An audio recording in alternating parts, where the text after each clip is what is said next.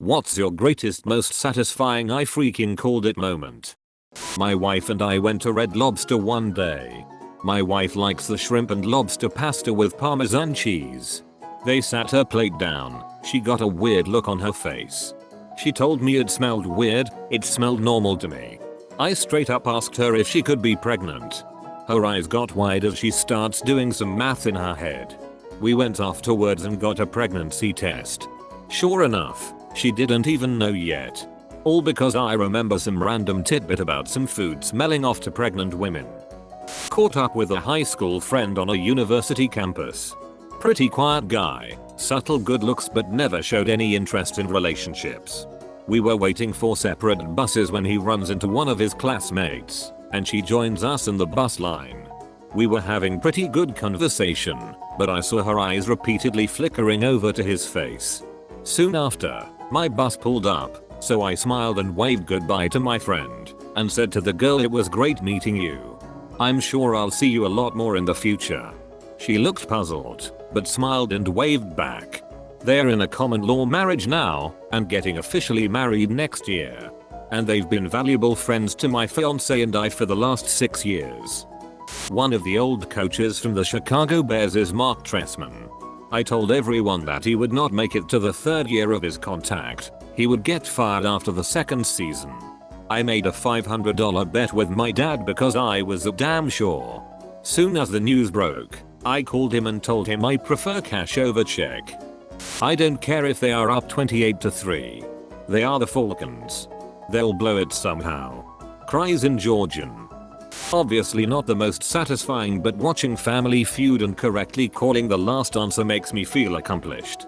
Show me Picard's flute. That my sister is gay. Growing up she'd develop what was very obviously, to me, a crush on different girls. In high school I finally said, "Girl, have you considered that these feelings you have for so and so might be romantic?" She flipped out on me. We didn't talk for weeks.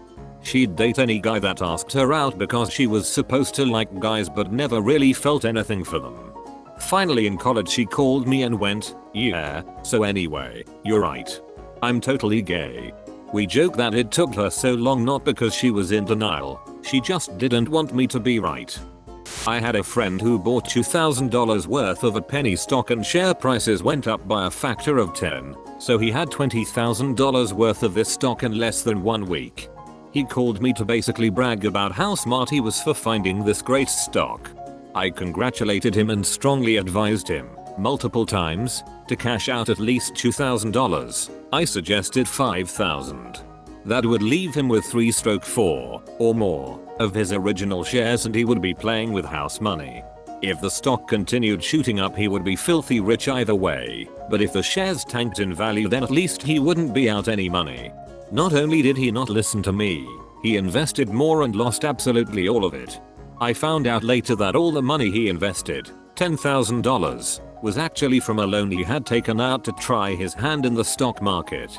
If I had known that I would have been even more adamant about cashing out. Imagine paying off a $10,000 loan in a week and still having $10K in the bank. But I don't think he would have listened to me no matter what I said.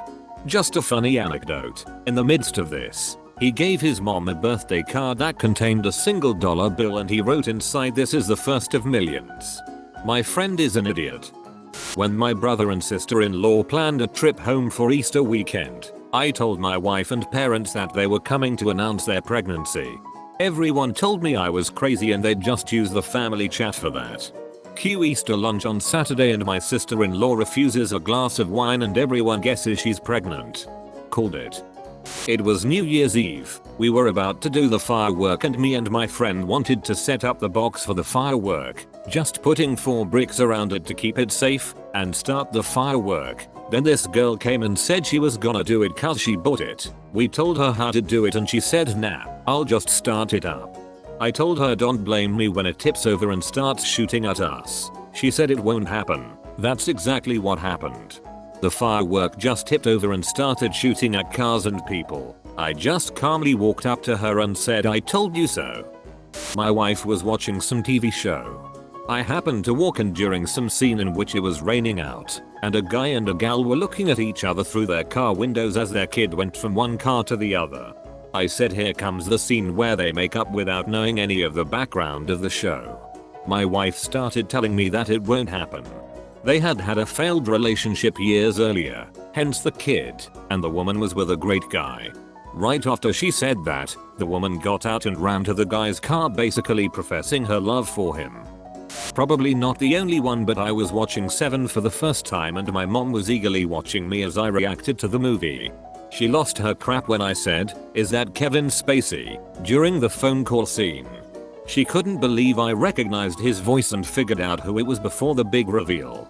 I'm obviously not the only one to have guessed, but it was satisfying watching her reaction. Following a car with its left turn signal on for 2 miles. The driver kept slowing at side streets as if to make a left turn, but didn't actually turn. I looked over at my daughter and said, "Watch, they'll make a right turn." Freaking called it. Yes, they were still signaling left when they made the right turn. In my first year in college, on my level 1 motor vehicle engineering course, we were being taught how to change spark plugs and adjust the timing on engines. So my then friend, we'll call him Ryan, is working with me on a 1998 Audi A3 1.8 non-turbo. We both agreed that I should do the timing, as I was more confident about it, which makes little sense thinking about it now, and that he wanted to remove the spark plugs. When he was taking out the first plug, I noticed that he wasn't very careful about it. For those of you who don't know much about cars, spark plugs are made of ceramic and metal, and the ceramic is easy to snap if you're not careful, and when it does, little pieces of ceramic will end up falling inside the cylinder, which, if the car is started, can cause serious damage to your engine. Anyways, I tell Ryan that he should be careful about taking out the spark plugs. He just says, nah man, it's fine, they're made of metal. I didn't reply as I noticed that he didn't give a crap about the job. So he unscrews the second spark plug and pulls really hard as he can't fully undo it, and right there, I hear the spark plug snap in half. And to top it off, the entire ceramic part of the spark plug fell inside the cylinder. I immediately told him to tell the tutor, which he of course didn't. So then after he moves away from the car, our tutor tells us to move the car to a different spot. I give Ryan the keys and say go on then, as I didn't have my license then. So he gets in and starts the car, and right from the start, me and the tutor can hear that something is knocking inside the engine, and before the tutor could tell Ryan to switch it off, we hear a very loud pop, and the engine stops by itself. Right there and then, out loud I looked Ryan straight in the eyes and said, "I freaking called it, you moron." He got kicked off the course since this was an actual teacher's car. At the end of Captain America, the first Avenger, Red Skull is disintegrated by the Tesseract. I always had a weird feeling about how it was done, specifically because it looks almost exactly like the Bifrost magic. I always held that he wasn't disintegrated, but was taken somewhere. Cut to Infinity War. Turns out the Tesseract banished him to Vormir to be the keeper of the Soul Stone for all eternity. During opening night while everyone was gasping, my single solitary voice involuntarily shouted, "I freaking told you," to my fiancé. My mom and sister used to be obsessed with John and Kate +8 and I told them that they would end up getting divorced. When they announced the divorce, my mom and sister were devastated, but I couldn't help rubbing it in their faces. Co-worker made a very unethical, behind closed doors deal with another company, and he was an agency resource, not even a full employee of my company.